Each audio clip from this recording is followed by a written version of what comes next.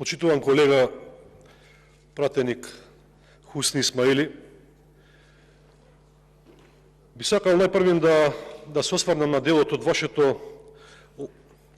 говор во кој што искажавте ваше мислење за однесувањето на господинот Ковачевски како премиер, како менаџер на владиниот тим, и рековте дека она што го направил е недостојно, а јас ќе кажам дека исто така и кукавички.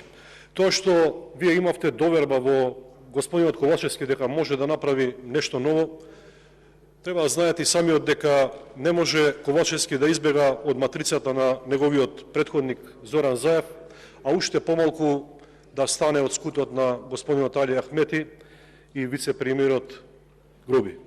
Така да во однос на тоа се согласувам со вас и морам да кажам дека едноставно не покажа доволно државнички капацитет, иако имаше голема шанса во овој период од една година тоа да го направи.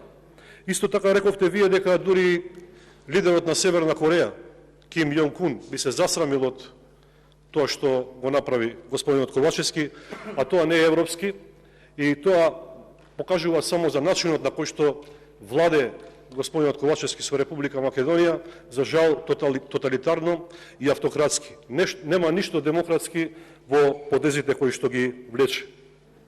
Понатаму, целта на господинот Ковачевски е да направи поделба во општество, и тоа го прави цело време, на европски и неевропски пратеници, на европски и неевропски политички партии, и мислам дека со таа поделба само го нарушува угледот на Република Македонија, кој што е граден долги години, затоа што единствена цел на сите пратеници тука и на сите политички партии, можем да кажам дека е Европската Унија, и што побаргу Македонија се најде како дел од големото семејство.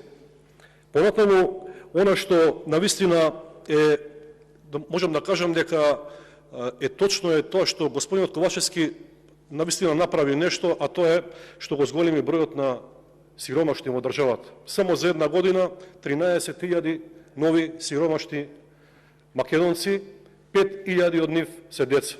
Тоа е споменикот кој што го изгради господинот Ковачевски за оваа една година. Македонскиот народ, без разлика дали се работи за македонци, албанци, турци, власи, роми, живеат се потешко во државата. Имаме убедливо највисока инфлација во регионот, повисока од 17%. Тоа го уништува семејниот буџет, а гледаме дека мерките не придонесуваат да се подобри животот. На крајот гледаме деновиве дека народот останува и без леп. Тоа е вистината за владењето на Димитар Ковачевски. Благодарам. Зора Јанчо Јованчев има